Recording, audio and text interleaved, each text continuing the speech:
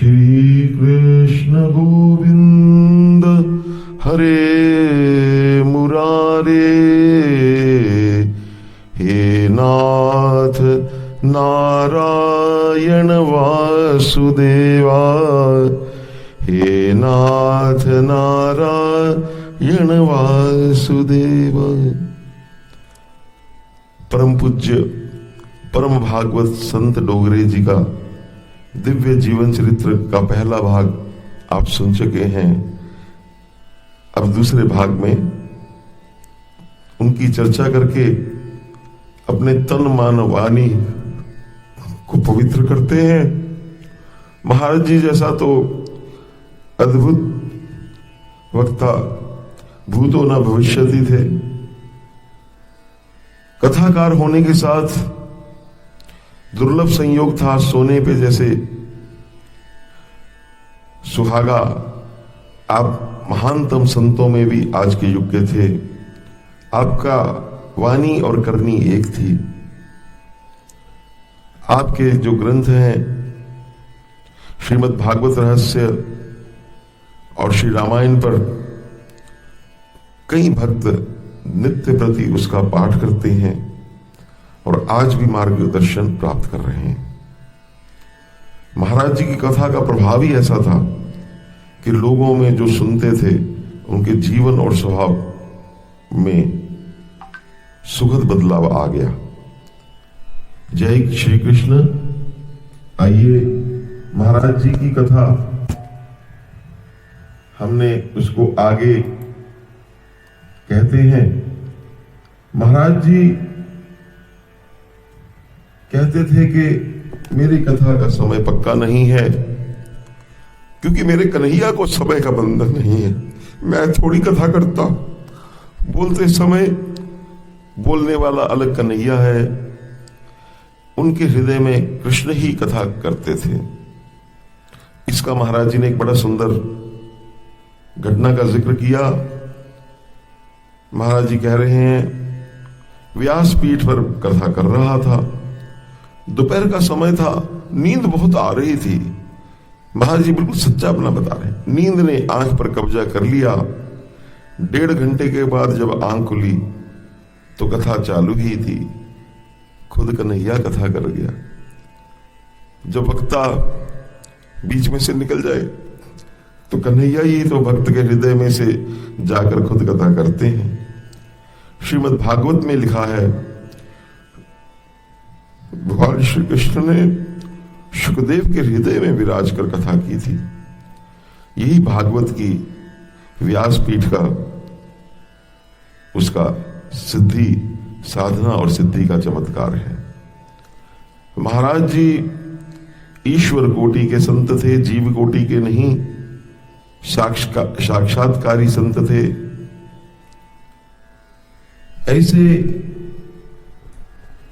जो आत्मा है वो कल्याण करने के लिए पृथ्वी पर आती हैं। आप गोपियों की तरह भगवान के वियोग में खूब रोते। पहले श्रीमद् भागवत की कथा जब वो गांवों में करने लगे तो माता पिता के पितरों के लिए कल्याण के लिए लोग कथा करवाते थे। फिर महाराज श्री ने यह प्रथा बदल दी और कथा आनंद और प्रभु गुणगान करने के लिए करने लगे। महाराज श्री कथा बिना पुस्तक के सरल भाषा में जो बच्चे तक को भी समझ आ जाए बड़े आनंद विभोर होकर करते। इसका अनुभव तो वही कर सकता है जिसने वो कथा सुनी है। और मुझे ये सौभाग्य मिला है कि उनकी कथा सुनने का, उनके दर्शन, पावन दर्शन करने का सौभाग्य मिला। एक बहन कोई थी, उसने महाराज जी के पास कथा करवाने के लिए संकल्प लिया। उस समय घर की स्थिति अच्छी थी, पर बाद में स्थिति बिगड़ने लगी। कथा का खर्चा ना उठा पाई। महाराज जी ने कहा, देखो चिंता मत करो, पैसे की बात बीच में मत लाओ। भगवान के नाम में पैसे का महत्व नहीं है। महाराज जी खुद इतना सामान लेकर चले, जो 7 दिन चले, दाल चावल सब लेकर गए, और बहन के गांव में जाकर बिना पैसे महाराज जी ने कथा की है। ऐसा महाराज जी का था। महाराज जी ने कभी जीवन में पैसे को महत्व नहीं दिया। वो कथा उसी को देते जब लाल का हुक्म होता, लाला का, भगवान कृष्ण का। व्यक्ति का शुद्ध भाव देखते। उनकी कथा एक बार अहमदाबाद में हुई, 5 लाख लोग सुनने आए थे। इतने लोगों को भक्ति का रंग लगाना, ये महाराज जी का सामर्थ्य था। वो कथा में कहते, कान से सुनो, जीव से कीर्तन करो और मन से स्मरण करो, तो प्रभु में अनन्य प्रेम होगा, तुम्हारा जीवन सफल होगा। एक विशेष स्थान है नर्मदा के किनारे, मालसर गांव। यहां हर एक वर्ष महाराज जी पौष में चतुर्थी से एकादशी तक कथा करते। सारा गांव छोटा सा था, धर्मशालाएं भर जाती, घर तक भर जाते, पूरा वातावरण कृष्णमय हो जाता। महाराज जी के मुख से जब भक्ति की गंगा बहती तो साथ बहती नर्मदा नदी दोनों एक जैसी हो जाती। दोपहर को कथा समाप्त होने के बाद महाराज जी की दिनचर्या थी कि अपने कपड़े लेकर नर्मदा जी में नहाने जाते। पहले नर्मदा जी को साष्टांग प्रणाम करते, ये उनकी परिपाटी थी। फिर नहाते, फिर कमर में पानी खड़े रहते, संध्या करते, सूर्य को अर्घ्यदान देते, अर्पण करते। उस समय लोगों की भीड़ देखने लगती, उनके मुख का और शरीर पर जो दिव्य तेज विराज था, ये दर्शन देखना भी एक प्रकार का भक्ति ही तो थी।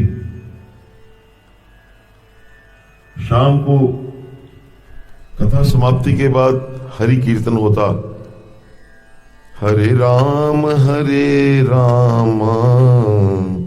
राम राम हरे हरे, हरे कृष्ण कृष्ण कृष्ण हरे हरे। उस समय ऐसा वातावरण बनता, महाराज श्री भी भावावेश में आ जाते, कूदने लगते, भक्त भी साथ नाचते, लोग आसपास उनके घेरा बनाकर घूमते हुए गाते। ऐसा लगता मानो भक्ति संयम नाच रही हो। शाम को आरती होती।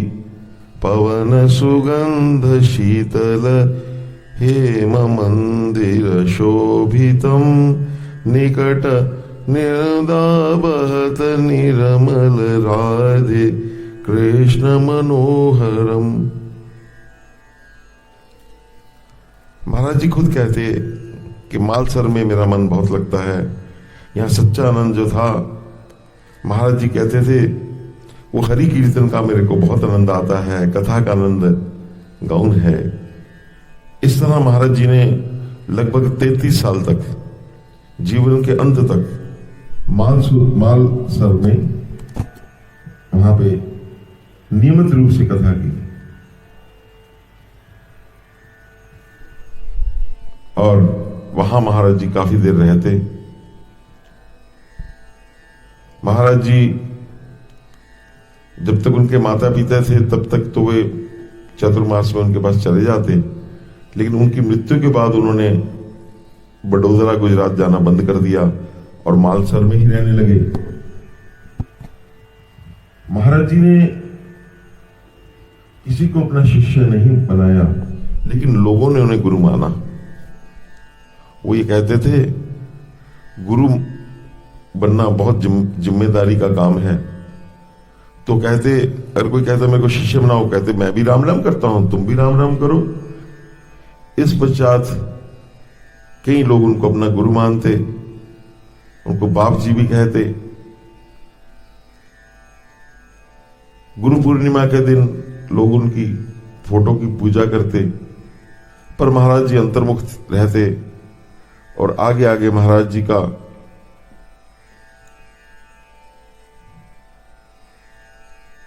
उनका ये स्वरूप बढ़ता गया। एक बार एक भक्त की कार उलट गई, लेकिन कुछ नहीं हुआ। बैठ जो और थे उनको चोट लगी, तो उसने कहा कि डोंगरे महाराज जी के प्रति ऐसी श्रद्धा थी लोगों की कि इनकी फोटो जेब में थी, इसलिए मैं बच गया। इस प्रकार के कई उदाहरण हैं। एक व्यक्ति थे, उनको ऐसी बीमारी हो गई, असाध्य बीमारी हो गई, तो उन्होंने अपने बेटे को कहा मुझे मालसर ले जाओ, वहां वो ठीक हो गए।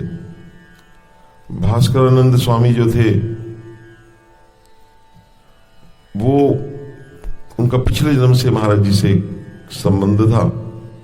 हर एक कथा में महाराज जी के पास रहते और व्यास पीठ के करीब मुंह रखकर बैठते, इसलिए मोहना स्वामी उनको कहा गया। महाराज श्री के जाने के बाद वो भी कहां गए पता न लगा।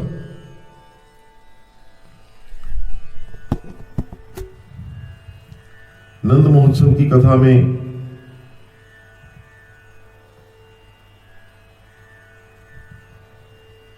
नासिक से महामंडलेश्वर आए थे, और जब महात्मा और महाराज जी ने संकीर्तन किया तो दोनों नाचने लगे।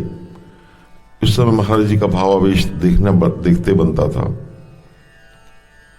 एक बार किसी यजमान के जहां उन्होंने कथा थी, चोरी हो गई, लेकिन यजमान ने नहीं बताया। लेकिन तीसरे दिन चोर ने सम्यम आकर सारी चीजें, वस्तु वापस कर दी। यजमान ने कहा कि चल बाप जी के पास चलते हैं, तेरे को क्या सजा देनी है वही बताएंगे। महाराज जी के पास आए। महाराज जी ने कहा तेरे में ये परिवर्तन क्यों आया, तेरी बुद्धि क्यों सुधरी? चोर की आंखों में आंसू आए, कहने लगा चोरी करने के बाद मैंने 3 दिन तक आपकी कथा सुनी, मेरे विचारों में परिवर्तन आ गया, मेरा जीवन बदल गया, और मुझे हुआ कि ये भक्त तो ज्ञान यज्ञ कर रहा है, मैंने इसके यहाँ क्यों चोरी की, उसका मुझे पश्चाताप हुआ। ऐसा उनकी कथा का अमोघ प्रभाव था। महाराज जी ने कहा जा, तूने पाप किया, कबूल किया, प्रायश्चित किया, तू पवित्र हो गया, अब ऐसा काम मत करना। वो चोर 3 दिन की मात्र कथा सुनकर चोर से साधु हो गया। ऐसा महाराज की कथा का प्रभाव।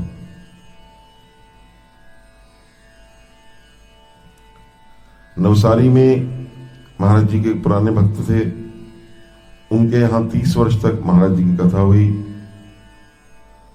कथा मलमास में होती थी, एक अधिक मास में तो महाराज श्री पूरा महीना नवसारी में ही रहे।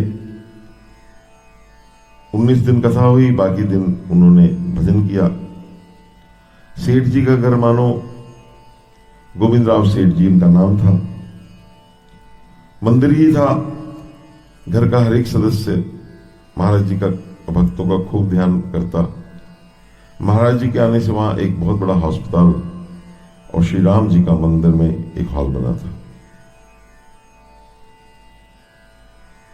एक भक्त थे, वो महाराज जी को फोटो को पूजा कर रहे थे। महाराज जी ने देख लिया तो उन्हें कहा, मेरी फोटो की पूजा करते हो, इससे आपको कुछ नहीं प्राप्त होगा, फोकट में करते हो।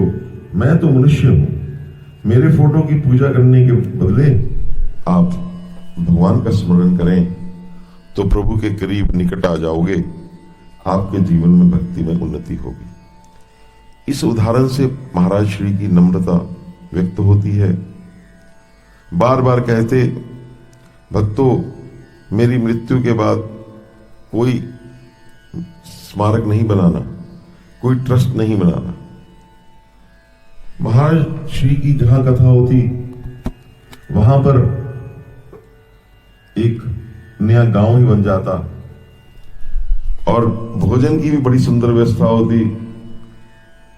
मुझे स्मरण है मेरे पिताजी जाते वहां पे, खूब सुंदर भोजन, ठंडाई मिलती, बहुत सुंदर ठंडाई मिलती।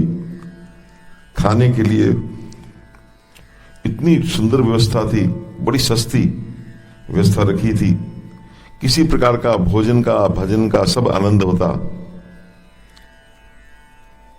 जब प्रहलाद का चरित्र आता तो उस समय महाराज जी में नरसिंह भगवान का आवेश आ जाता और व्यास पीठ से ऐसे उछलते, गुरगुर शब्द करते, आपका मस्तक छत तक उछल लग जाता। जिस प्रकार की कथा होती उसी प्रकार आपका भाव ना केवल आप में बल्कि जनता में उतर जाता था। अक्रूर की कथा, उद्धव की कथा, आप रो पड़ते। आप श्री कृष्ण का विरह संयम अनुभव करते थे।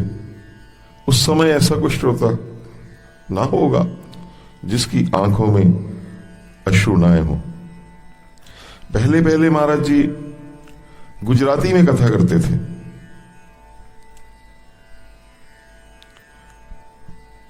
पहले 4 कथा होती महीने में, हर एक हफ्ते में, फिर 3 हुई, फिर महाराज जी ने समय के साथ महीने में 2 कथा कर दी। और फिर आपने उत्तर भारत में हिंदी में जब कथा शुरू की तो उत्तर भारतीय हम जो सब लोग थे वो महाराज जी के साथ जुड़ गए। महाराज जी की जैसे जैसे ख्याति बढ़ी तो लोगों ने उनकी कथा कराने के लिए फंड्स इकट्ठे करने शुरू कर दिए। आपने कभी नहीं पूछा, ना व्यासपीठ से कहा कि क्या है, ना आयोजकों से कभी पूछा। महाराज जी की कथा में कोई सितार, तबला, बाजा कुछ भी नहीं था। महाराज जी की वाणी का ऐसा ओज था कि वो छा जाती। महाराज जी एक चीज के लिए सिर्फ नाराज होते कि कथा में आप टेप मत करें। फोटोग्राफर आते तो महाराज नाराज हो जाते। उन्हें पसंद नहीं था कि लोग कथा टेप कर कर उसे घर से कहीं भी रख दें और उसे सुने, क्योंकि वो इसको कृष्ण स्वरूप ही समझते थे। वो कहते थे कि मनोरंजन का साधन है, कथा के मार्ग पर चलना है। और अगर टेप करती कथा बाजार में मिलेगी तो ब्राह्मण को कथा कौन बुलाएगा। उनकी कथा में आप अगर एक चीज भी गिर जाए तो उसकी आवाज आएगी, एकदम पिन ड्रॉप साइलेंस होती। आपको काशी के संपूर्णानंद विश्वविद्यालय जो कि विश्व प्रसिद्ध है, उन्होंने आपको महोपाध्याय की पदवी से विभूषित करने के लिए 28 जनवरी 1989 का दिन निश्चित किया। महाराज जी ने कहा, उनको ये मान आन से परे थे, कहते थे ये संसार अगर जगत मान दे तो खुश मत होना, निंदा करे तो मन पर असर न होने देना। तो महाराज जी ने कहा, देखो मैं काशी नहीं आऊंगा, अगर आपको पद इस आरंभ करना है तो नाडियाड में करो।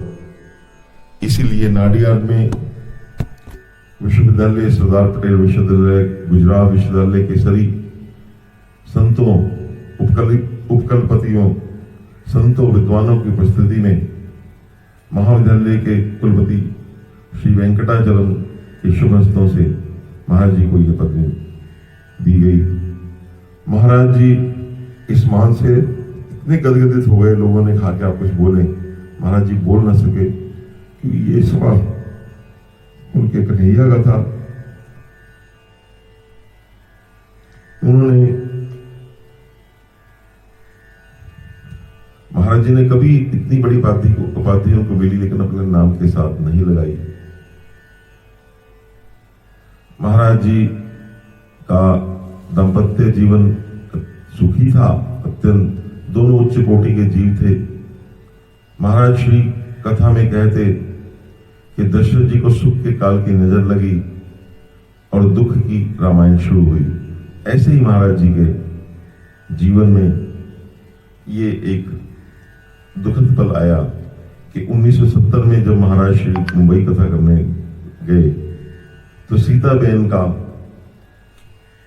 किसी एक कोई संत थी, उनके प्रति आकर्षण हो गया और वो माउंट आबू की गाड़ी पकड़ी और वहां चली गई। सीता बहन घर छोड़कर चली गई। महाराज जी स्तब्ध हो गए।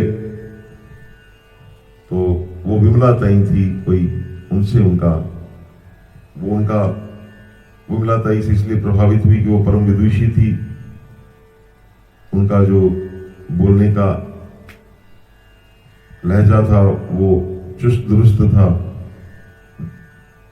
उन्हें ऐसा लगा कि सीताबाई को ये उनका ध्यान मार्ग अच्छा लगा होगा, इसीलिए वो वहां पर चली गई। इस प्रकार महाराज जी को इस चीज का बहुत दुख हुआ और महाराज जी, क्योंकि वो उनके जीवन की रोशनी थी, महाराज श्री उनको मिलने आबू जाते भी। और महाराज जी ने उनका नाम सीताबेन रखा था, पहले तो शालिनी था। महाराज जी से बिछड़ने के बाद शालिनी भी सूख गई, उन्हें कैंसर हुआ, ऑपरेशन करवाया गया और अंत में सन 1978 में उनकी मृत्यु हुई। लेकिन वहां पर कुछ ऐसी व्यवस्था थी कि उन्होंने उनको समाचार भी नहीं दिया।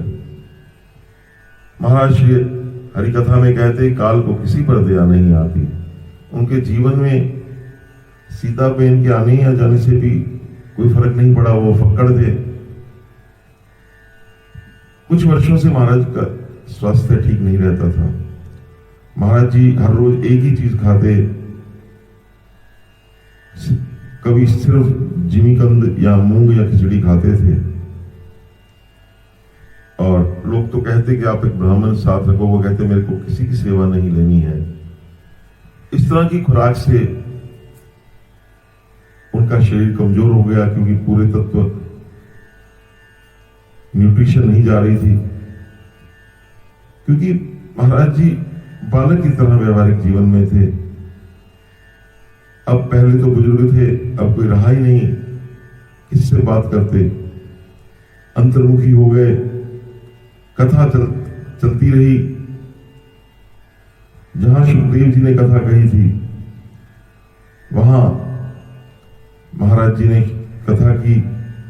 वहां से दिल्ली कथा करने के पास एक कासगंज है, यहाँ यमुना नदी के तट पर महाराज की कथा चल रही थी। वहीं उन्हें पैरालाइसिस का अटैक हुआ। उन्होंने भक्तों से कहा, मुझे नडियाद संत राम मंदिर में ले चलो। उनको हवाई जहाज से बड़ोदरा लाए। बड़ौदा अपने घर गए, वहां प्रभाकर भाई से मिले। 5 अक्टूबर को वो संत राम मंदिर में आए।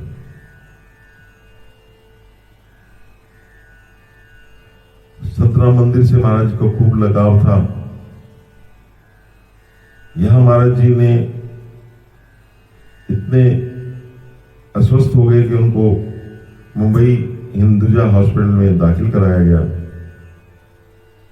लगभग 13 दिन वहां रहे, लेकिन उनके पवित्र आत्मा कैसे अस्पताल में रहे। तो उन्होंने कहा, देखो अब मेरा अंतकाल नजदीक है, मुझे मेरे गुरु के पास संत राम मंदिर में ले जाओ, मुझे वहीं देह छोड़ना है। ऐसा महाराज जी का संकल्प था। उनके गुरु महंत श्री नारायण दास जी के समक्ष महाराज जी ने बात कही कि मुझे संन्यास ग्रहण करना है, इसके बाद मेरा देह मालसर जल समाधि में दे दें ताकि मछलियों के उपयोग में आ जाए। इस प्रकार उन्होंने जल समाधि सोची होगी। महाराज जी को संन्यास की इच्छा हुई, संन्यास दीक्षा दी गई। महाराज जी ने पुराने कपड़े, जनेऊ, तुलसी की माला त्याग कर भगवे वस्त्र डाले, दंड कमंडल दिया, गले में रुद्राक्ष की माला और भाल में भस्म लगाई और अपने हाथ से पिंड श्राद्ध करके महाराज जी सन्यासी बने। तो परम पूज्य नारायण दास जी ने जब महाराज जी ने अपने हाथ ही श्राद्ध कर लिया, तो महाराज जी ने अब कहा कि रामचंद्र डोगरे अब स्वामी बने। महाराज जी की तबीयत दिन दिन बिगड़ रही थी। शोलापुर से पूज्य कृष्ण शंकर शास्त्री जी आए। महाराज जी के अति प्रिय विष्णु सहस्त्र नाम का अखंड जाप भागवत का पाठ शुरू हो गया और कृष्ण शरणम मम मंत्र का जाप होता। इसी भक्ति में वातावरण में महाराज जी गुरु पुष्या अमृत योग की पवित्र घड़ी में संकीर्तन सुनते सुनते 8 नवंबर 1990 को महाराज जी भगवान में जाकर मिल गए। लोगों में दुख छा गया। महाराज जी की देह को सिद्धासन पर बिठाया गया और मालासर जाने की तैयारी हो गई।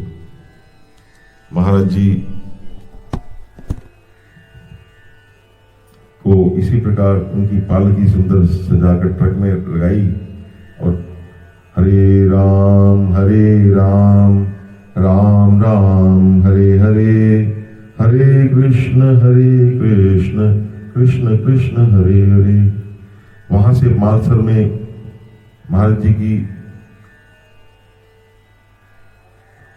अंतिम यात्रा आई।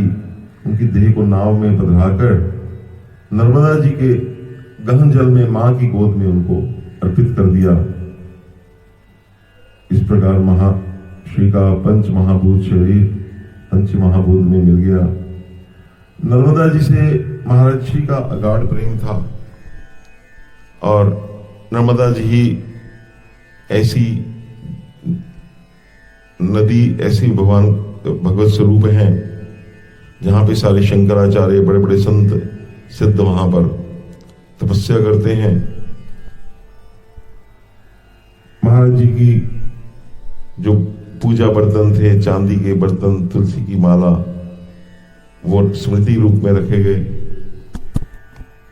इस प्रकार महाराज जी की शरीर रूप से तो महाराज जी नहीं है, लेकिन उनकी वाणी अमर है। उस रूप में महाराज जी नाद ब्रह्म के रूप में महाराज जी हमेशा विराजमान रहेंगे हम भक्तों के लिए। महाराज जी की जो वाणी है उसके ऊपर हम चलें, यही उनकी सबसे बड़ी सेवा और श्रद्धांजलि होगी। इतना कहकर मैं महाराज श्री के चरणों में कोटि कोटि प्रणाम करता हुआ, मेरा सौभाग्य हुआ कि आपने महाराज जी इस जीवन में आप जैसे संतों के दर्शन हुए, आपकी वाणी सुनने का सौभाग्य मिला। ये आपकी बहुत दुर्लभ कृपा है, मेरे कृष्ण की बहुत दुर्लभ कृपा है। तो मैं अपनी वाणी को विराम देता हूं। श्री कृष्ण गोविंद हरे मुरारे, हे नाथ नारायण वासुदेव।